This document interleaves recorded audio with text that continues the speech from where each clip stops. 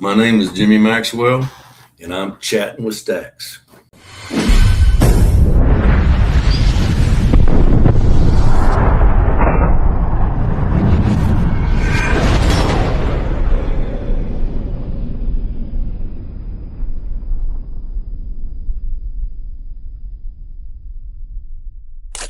Welcome to this episode of Chattin with Staxx. I'm your host, Bill Staxx, and today I got Jimmy Maxwell. And knocked Junior off to the side too, but I put him on the ground with that first swing, and it broke his collarbone. And then I honestly wasn't thinking about killing the guy. I wasn't thinking about not killing him. I was just gonna crush his freaking brains out. You know what I mean? And of course that would kill him, but I wasn't thinking like that. I just was. Just wanted to I saw him just swinging, and I'm just swinging at him. And the funny thing about it was aluminum ball bat. You would think that it would be when you break somebody's bones, it would be a crushing, cracking sound, but it was just dink, dink, dink. That's why I wrote that in that book.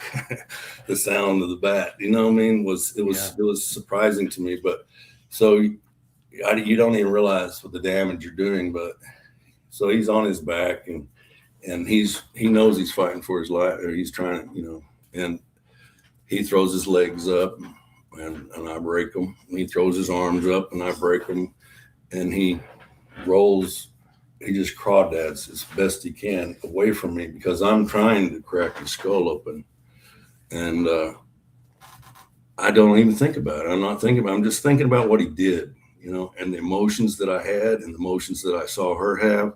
It's just, I couldn't even think about it. It just was, I don't even know. I didn't even catch myself until, my friends had kind of all gathered around and kind of blocked us. There was guards on the perimeter. There was a guard on the damn yard, and I'm like, so at some point I heard Dickie telling me, Jimmy, stop. They haven't, they haven't seen you yet. They haven't seen you yet. And I'm like, and so I'm looking down at this sack, and I'm holding that, and I'm like, what? I can't even believe that. And I'm like, I stop and I see the guys around me kind of blocking me, and I'm like, they haven't seen me? And so I hit him a couple more times, and he's still throwing up his hands. He's throwing his broken arms up, and I'm watching his fingers go in different directions as I hit his hands. That's how, I'm shooting for him. He knows I'm shooting for him. He's giving everything he can except for his head, to protect his head. And at that moment, I realized that if I don't kill this guy, I might get away with this. And if I did, though, I definitely would not. It would change. It all kind of come down on me at one time. I my brain caught up with my body, I guess. And I was like, so I stopped again. And I told Dickie, I said, what about now? And he said, no, I don't think so. He said, well, wait a minute. The cop looked up. He said he looked up and it looked like he saw what you're doing. And he went right back to picking up cigarette butts. It was an older guy, older guard, and so I'm not trying to put him out there, but but they believed that he saw me and decided to not see me.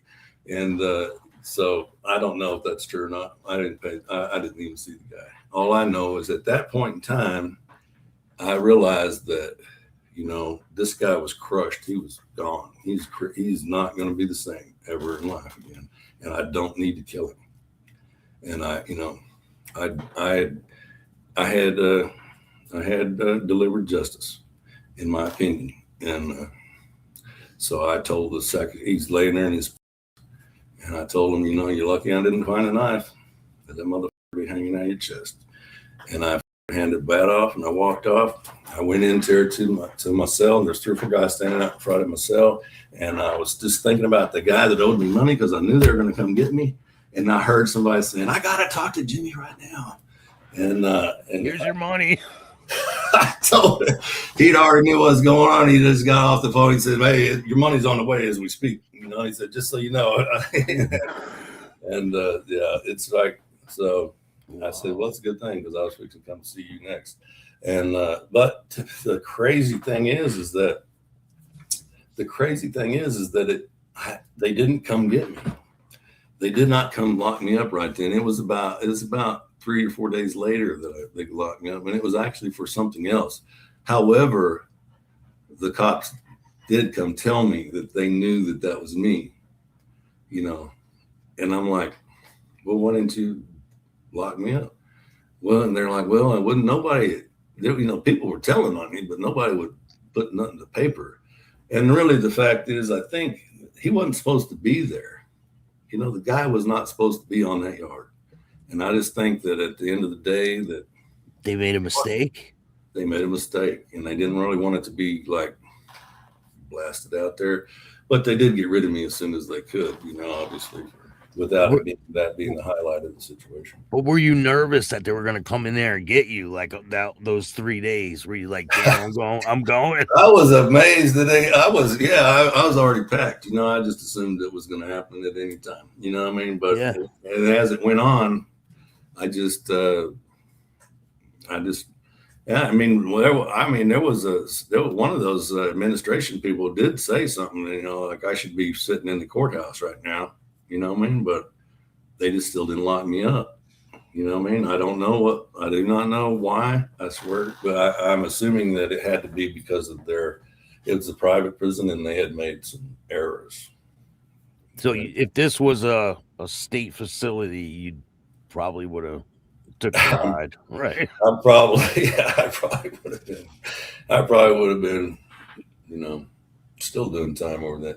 But now, listen, the guy lived. You know what I mean? That didn't kill him. He's still crippled, and he's still wearing those scars. But I mean, he had to be carried off for sure. I'm not bragging about this either, by the way. I'm just telling you a story. You asked me, about that kind of a situation, and that's one that I personally can tell you about. It's a wild and I really do stand on it anyway. To be honest, I don't feel an ounce of regret for that, but I am not that person anymore. I don't think that way, and I wouldn't do it. I don't believe I would act that way today. I think, I've evolved a lot. I'm just a regular guy. It's crazy how different, right? How different your feelings can change from one period of time to another. Yeah, it's I've definitely evolved. That's a tough one because I do feel just as impassioned about it now as I did then, except my life matters to me more. My life matters to me more. In my life of my wife and my kids and my grandkids, my involvement in their lives matters to me more than it did then. I was willing to let my anger and my own guilt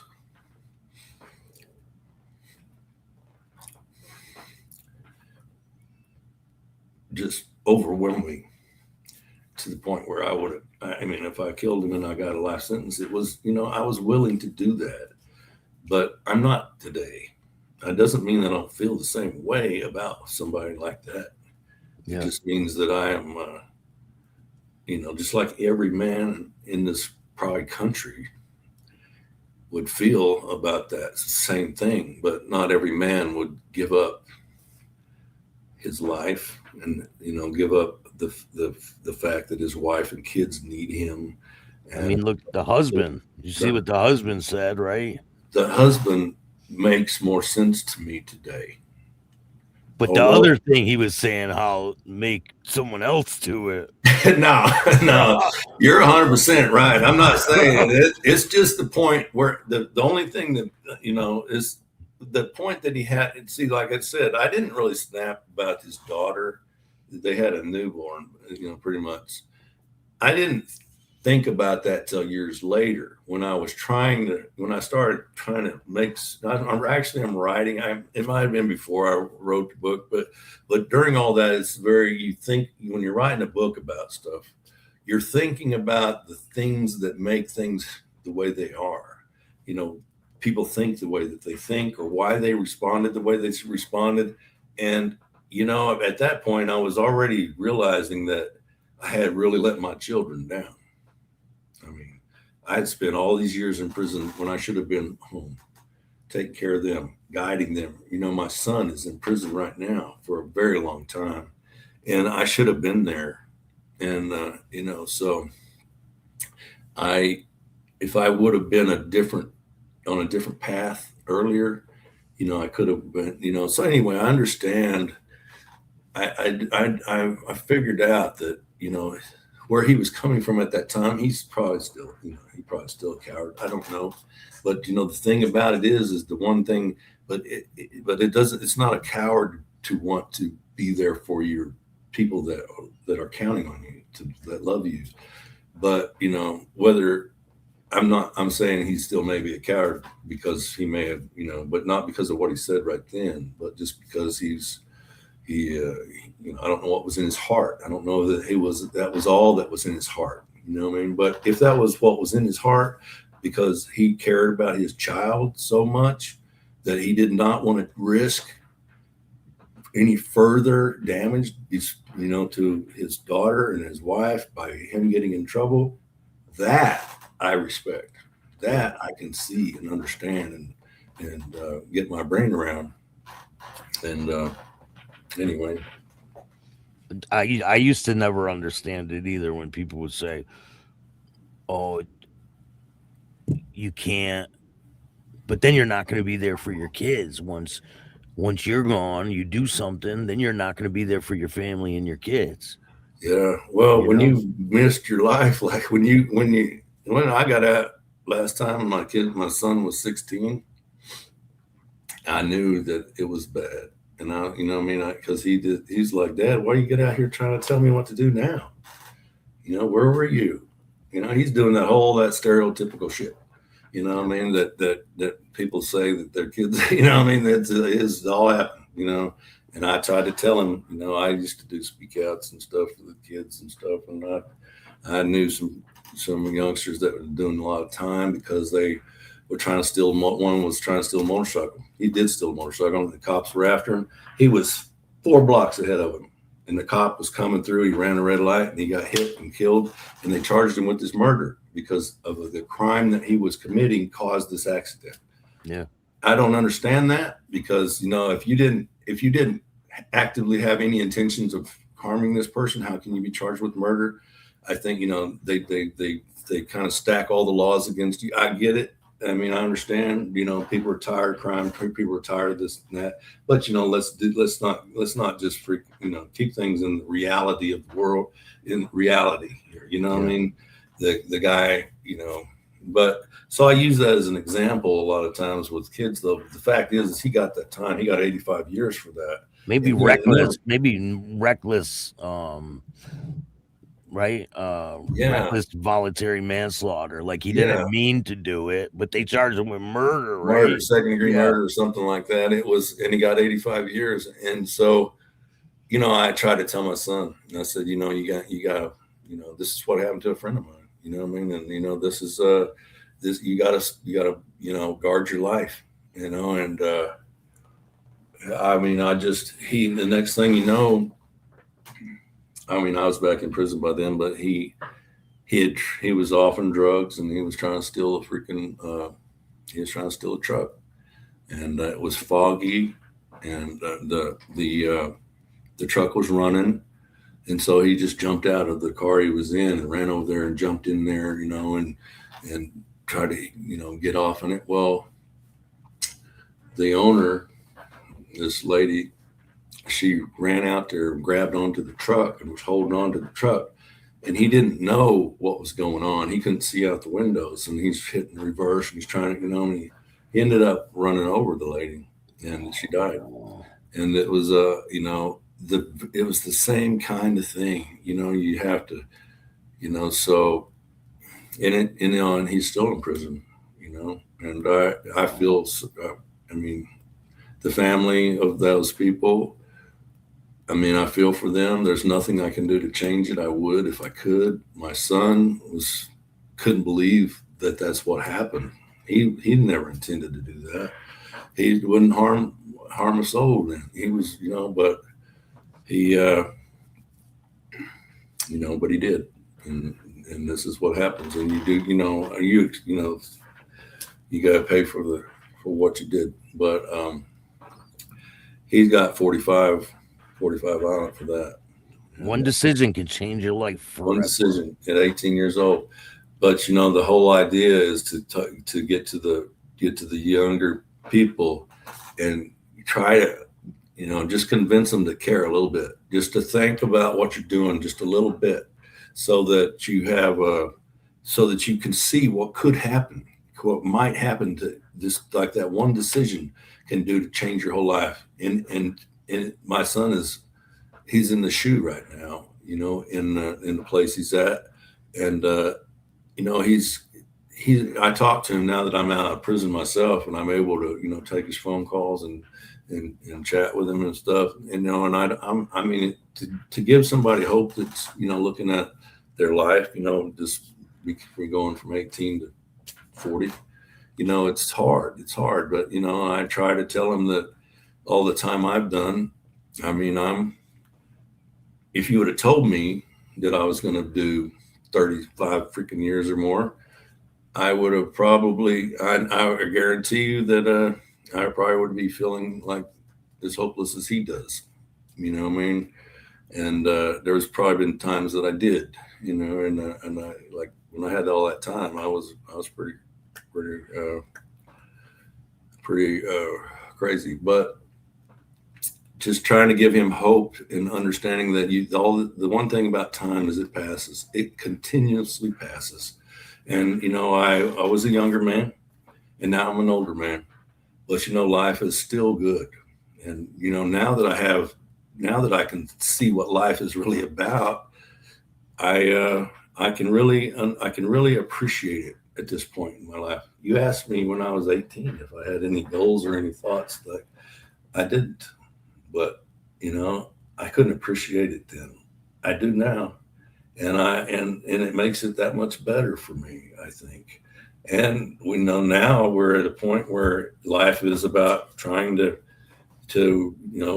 have a good life, to help other people, and to avoid the things that can steal your life and steal the time that you have on this earth away from you, because it's one thing you can't never get back. Kids need role models nowadays. Kids are looking for that, like the father figure, the cool guy, they need that in their lives. Yeah, I needed it when I was a kid. Me too. Me too. Me too, for sure. Yeah, and it seems like the only people that people will listen to anymore is people that's been through it. I mean, if some kids are more susceptible to than others, but not just kids, but young men that are involved in all kinds of things. If they see somebody that's been down through there, that's still respected on all sides of the aisle, Yeah. They tend to. That's my hope and goal, anyway. How much different was it in prison for you, being wild in prison versus trying to put your life together and do the right thing? Well, the one thing, I mean, probably the biggest difference is when I'm on I don't give a status, people walk a wide path, and so there's a lot of things you don't have to deal with, a lot of little bullshit that fucking you don't have to even think about, because nobody's gonna cross you, as they know you don't care and you're gonna do whatever you're gonna do, and they don't want to know that. But so when you start changing and you start becoming, when you start, kind of laying down and start, like putting out a different message, then, things, the people are not they're not as terrified of you, and they're not, they're not as afraid to cross lines here and there because and truth of the matter is that it's just that just goes with the territory because Sometimes you got to let go, right? you just have to, if you're ever going to change. I mean, if you're ever going to walk a different walk, you have, and it's I think that part of the lessons in life. I think you learn them on the streets too, right? I mean, I was in rehab once, and this kid said some vulgar shit to me, and I wanted to knock him out, like I normally would have. yeah, But I'm like, if I don't change and I don't like make a yeah, difference now, then I'm yeah. never gonna change. Yeah. And then look what it developed into your life though. That's what inspires. I mean, that's one of the things that keeps me, in my life too. But what I see, like that moment in your life, if you would have went down the wrong road, you wouldn't be where you're at today. No. You know what I mean? More than likely. You know what I mean? So you make these decisions in your life and you start changing at that point in time. You just start changing. Okay, so and then you let this you're a bigger man at this point. And at some point, at the beginning, I think you start doubting yourself and you start going, did I mama, should I let that go? It's But not then easy. It's not easy. it ain't easy, but at some point you start realizing, then you start believing the fact is that hell yeah, I should let that go. What am I gonna freaking go, stab this guy because I mean he's freaking let freaking stupid ass words come out of his mouth. I mean, what am I gonna do? I'm gonna go out here and I'm gonna trick off my life. My wife has been waiting on me for 10 years. And, now because somebody freaking cut in line on me in the freaking chow hall, I'm going to freaking beat his freaking head in and then go to the shoe. And then I'm going to end up losing this good time and I'm going to do this and that. I mean, at some point in time, there is still a lot of people and me at one time that would have said, fuck yeah, you're supposed to freaking not, don't take nothing. And, but at some point, I have gotten to the point where I'm like, are you fucking kidding me? I'm not fucking tricking myself off for that fucking stupid motherfucker. You know what I mean? And so it's a fucking like a huge change in the way you think. But I am confident enough, and people respect me enough to actually listen to that and kind of like, yeah, you're right. You know what I mean? And that's the beginning of a thing. I think that's the beginning of them changing, just listening to the common sense that, the things that, prison ain't like it used to be, first of all. Yeah, You don't tell me about that. The people that were in prison before, right? The hardened criminals, the back in the day types of people versus now. The gangsters, the pretend gangsters and this and that. Is it drastically different from when you were in prison back in the day? Oh my God, yes. I mean, honestly, I mean, it's a whole different world right now. I mean, there was always drugs and stuff in prison, always was, but it's just a different thing now. I mean, there's this stuff called K2, and I mean, it's some crazy shit. It's they can't detect it on the piss test and shit. So I mean, everybody in there is doing it, and it's except Makes them go everybody except. crazy, right? It makes them go crazy. Does Oh that make man, these idiots are coming out of their cell naked on the run. I mean, and crawling down the stairs, yelling, about, they're yelling for God, and all these other clowns are looking at them, going, "Where can I get that? That's got to be really good." I'm like, so now the solid. So the one good thing is the solid community, like, not just whites, but the most, there's blacks and Mexicans. They don't like their people doing that shit. The ones that are a little more, convict minded, more mature minded, the ones that give a shit about what the impression that the rest of the world care, hold about who they are. They're like, that's not that. No, we ain't doing that no more. It's finally getting to that point where, people are putting some kind of foot down, but it's just an epidemic right now. I mean, they're just, It's ridiculous. It does. It makes them crazy as shit. I mean, you can't even. I seen a guy just right before I got out, scooting down the run right in front of the cop shop, all the way down the run, screaming that he was going to die, and the cop came out. They're so used to this crap anymore. And he says, "What's going on out here?" And this guy says, "Oh, somebody bet him he wouldn't do that." You know what I mean? Somebody dared him to do it, just some lame ass excuse. And the cops, he didn't want to deal with that if he didn't have to. He just went back in his office.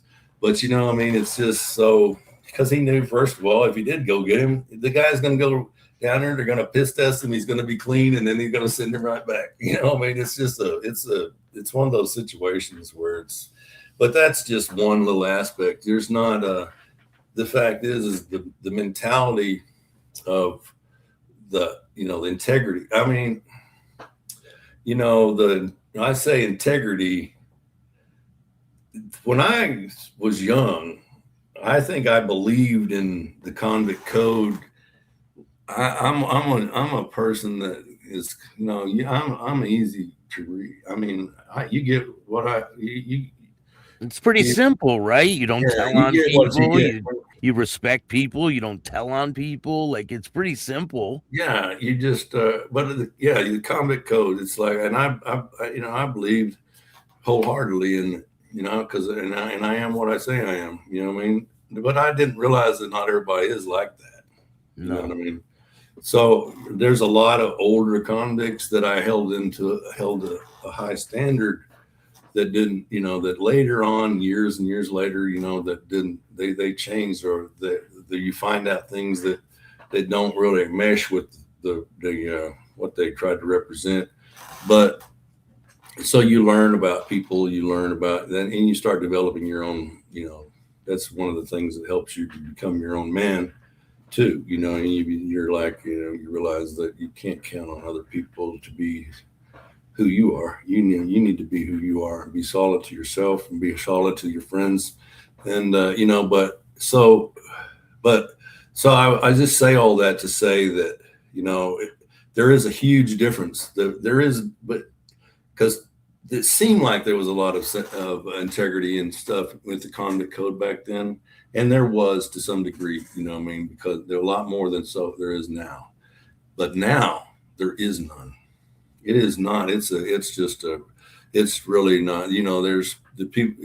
It's very clannish and it's very segregated. Of course, prison's just like that. That's just the way prison is. And in the whites, they'll stand with the whites, and the blacks stand with the whites, and the blacks. I mean, and so on. But they're that's about as far as the integrity goes that I can see. You know what I mean? It's people don't pay their bills. They're always backbiting. They're lying and cheating, and stealing, and doing drugs and doing all that. And I'm just not it's just a different environment. It makes stealing, right? They used to not have people stealing. If you stole, you'd be bounced out of there. Oh man, you'd be stabbed, or you'd have your hand slammed in the door. You know what I mean? Them big metal doors. You get caught. And then. Now, I'm not saying there's still prisons that are, pretty, definitely strict about that kind of stuff. But, as you get to like in the last 10 years, I was at a medium security. So at that point, you're like the people. So you lose a lot of that heavy duty respect because all these people are trying to get home. You know what I mean? So they catch a guy stealing. You have to deal with that, whoever groups he's in, you have to deal with it, but you're not breaking his arm. You're not smashing his hand. You're not stabbing him. You're running him off the yard, but I'm, I can't say a whole lot because the last 10 years, like I said, but I pretty much just, I just worked and did my thing, and people stayed. They didn't fuck with me like that. I want to hear about Lockup. When the cameras first came into the prison,